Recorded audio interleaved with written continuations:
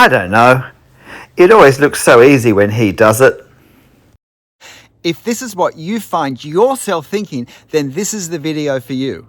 Because the reason I believe why we can't draw like the artist in the video, even when it looks quite simple, is not because we necessarily lack the technical skills to draw the lines that they're drawing. The reason why it looks so easy in the videos as the artist draws is because the artist has already done all the hard bits before the camera has been turned on. And the reason why it's then not so easy to do what the artist is doing ourselves is because we haven't done the bits that were done before the camera was turned on. We're trying to start with what often is in effect the end part of the drawing process. You see, the artist draws the way the artist draws. I draw the way I draw because of the way I think. It's because of the thought processes that have gone through my mind before I pick up the pen, put it on the paper, and turn the video on. And yes, there are a few practical, technical skills that we can work at, that we can develop, and it will hold us back if we don't develop these skills. But before my pen hits the paper, my mind needs to have worked out what lines I need to draw, where I need to draw them, and how I need to draw them. And this thinking, this processing, this decision making, I believe is the truly creative part of a drawing. It's not the technical skills of line work with the pen, but it's the thought processes that instruct and guide and direct me in that line work. That is the truly creative activity that I need to practice, that I need to work on, that I need to improve on, if I want my line work to become as easy as the line work I see in the videos. And unfortunately, most videos don't give any indication of what that thinking is. And let's face it, when we want to draw, we've found a reference, we have a sheet of paper, we've got our pen, we just want to get into it, get stuck into it. But the truth is, if you want to draw like me, or like any artist for that matter, then you'll need to be thinking like me before you put the pen on paper. In this video, I want to quickly outline 3 broad areas that I always think through to some degree. With some drawings, it's more some points than others, but to some degree, I have to address all these 3 issues before I put pen to paper. And it might only be a 5, 10, 15-minute exercise, but it's truly the most creative part of my drawing process, and the one that, if you like, actually births the drawing more than the technical skills. So let me tell you what they are. I have a reference photo, so I start to copy it. And if this is what we do, if this is our process, then the best we're going to end up with is a copy of our reference photo. Or, if we're being realistic, we're going to end up with something rather less than a copy of our reference photo. If you like, a reduced version of our reference. And if my process starts and ends with copying my reference, then I'm going to be very focused on line.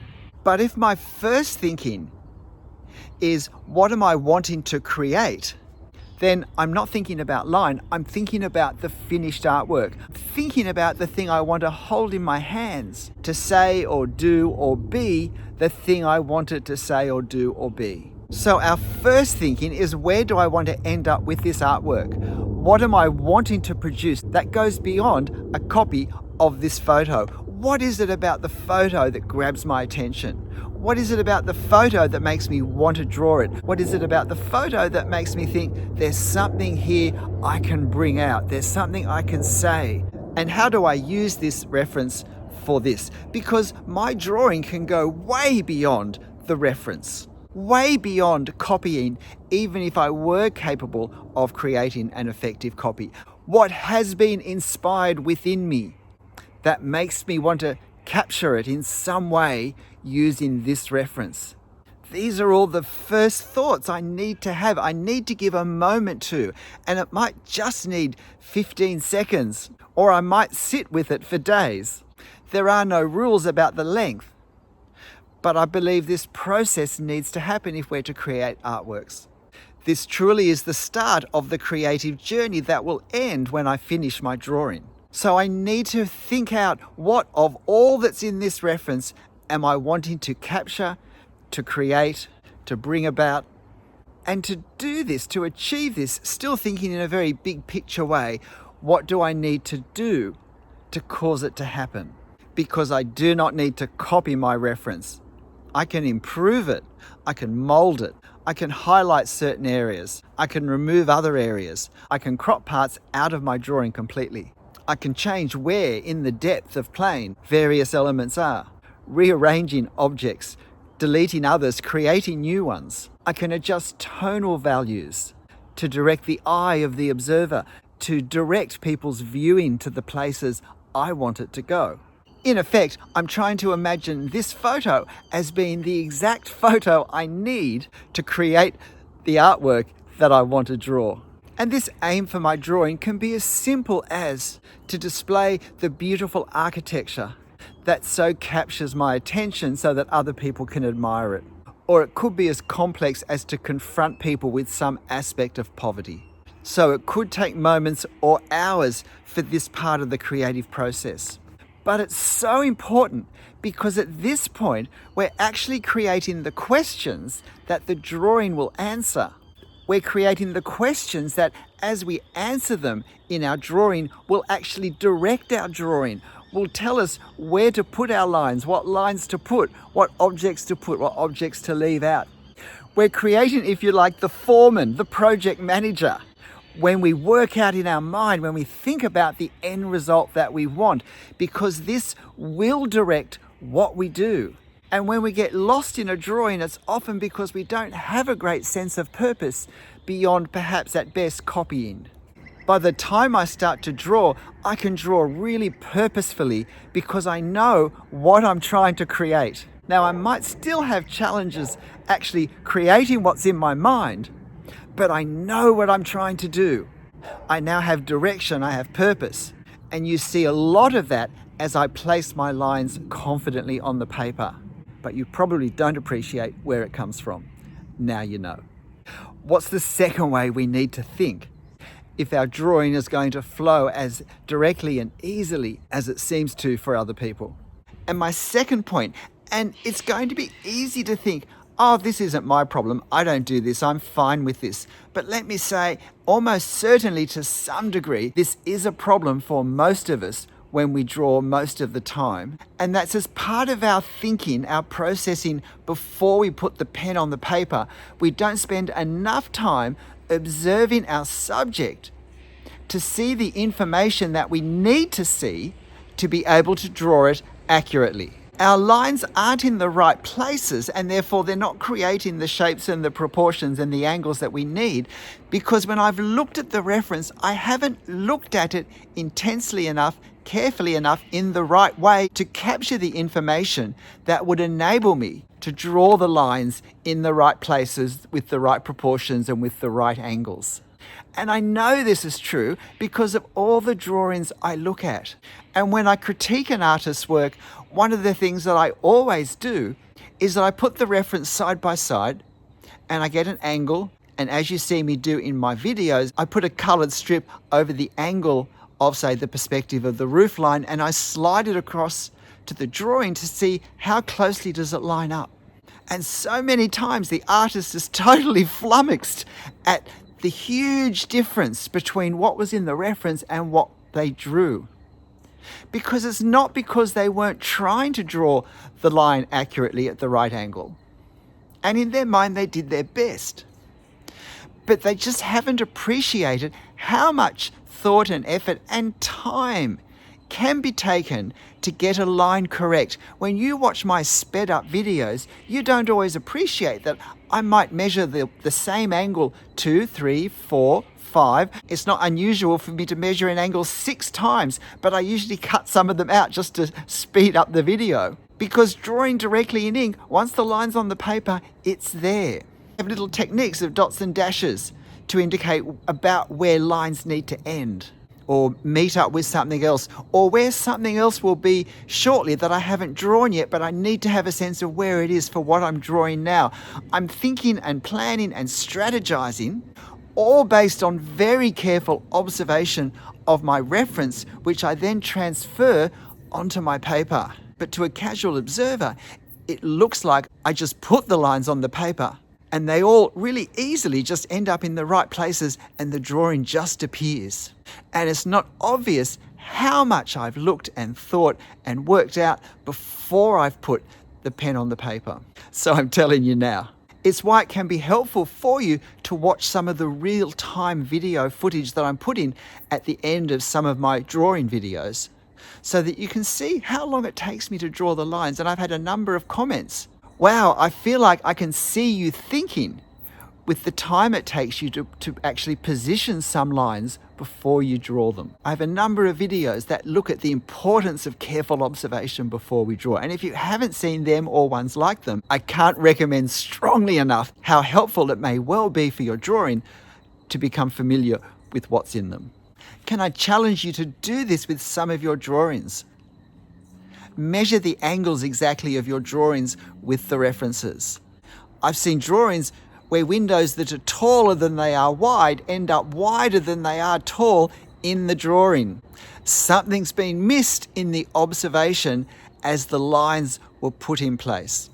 You may have watched videos where you've seen me draw various subjects, but what you haven't seen is that before I've put the pen on paper, I've thought hard about the marks I'm going to make.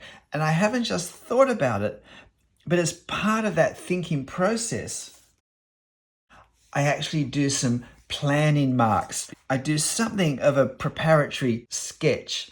It's not a thumbnail. I'm not trying to draw the scene. I'm trying to think about what are the best marks I could use with my pen on the paper to create the effect that I'm wanting to create the artwork that I want to have at the end, to bring into being the things that I see here that I want to create here. And as part of that thinking process, I'm thinking, what are the best marks? Because we do have a choice of marks that we can make, and we have a choice of implements that we can use to make them with. It may look as though all my lines just magically fall into place, but I actually think about how I'm going to draw them, the order in which I'm going to draw them, and I actually have a little practice to see if what I'm thinking looks like in practice what I'm wanting to achieve, and then I can make adjustments. Sometimes the scene is quite complex and what I'm wanting to draw is quite complex, and it's very important that I experiment with lines, with marks, with how I'm going to create an effect, so that I come to my drawing with more knowledge, with more experience. Sometimes I know a drawing is going to be a challenge, and my thinking sketch proves how right I am that it's going to be a challenge. But as I think about how I draw these curves and how I position the lines that merge into each other and how I deal with the part of the doorway which I want to draw but which isn't in my reference, as I think about what marks and lines and hatching I want to use to create the drawing that I've thought of, experimenting with my thoughts with something that looks like this means I can then draw something that looks more like this. And sometimes this is a very quick process. Sometimes I don't have to draw much at all to assure me that, this is going to work. These marks are going to enable me to create what I want to create. And regardless of the subject, this is a very useful thought process to go through. It's not just what am I trying to draw, what am I wanting to create from my reference, but what are the best sort of marks and what's also the best order to put the marks on the paper to get the drawing I want. Although it's particularly annoying when you feel like your experimental drawing turns out better than your actual drawing. But hey, that's the life of an artist. G'day, I'm Stephen Travers. Look, I hope you found this window into my thought processes helpful. More than helpful, I hope that in some way it can inform your thinking to get you to the place where you're able to more effectively create the drawings that you have in your mind. But despite how easy my line work may look when you see it happen on a sped up video, It's actually the result of my thought processes, of the picture I have in my mind, of what I want to create from the reference, not just a mere copy, but in some way what I can add to it or extract from it that will bear my particular imprint as an artist. And the second really important area of thinking is my observation. I need to make sure that I observe in my reference what I need to see in the way I need to see it, that I have a chance of putting my marks in the right places to create the form, the effect, whatever it is I'm wanting to create with those marks. And finally, I need to think hard in my mind what marks I want to use to create from my reference the result that I'm looking for. Not just putting my pen on the paper and seeing how it turns out, but actually thinking hard, even experimenting on a small scale. Or do I need to think further and find some other marks that perhaps more effectively will convey the meaning, the effect that I'm after? But look, whatever you draw and however you draw it, make sure you have fun. I'll see you next time. Bye.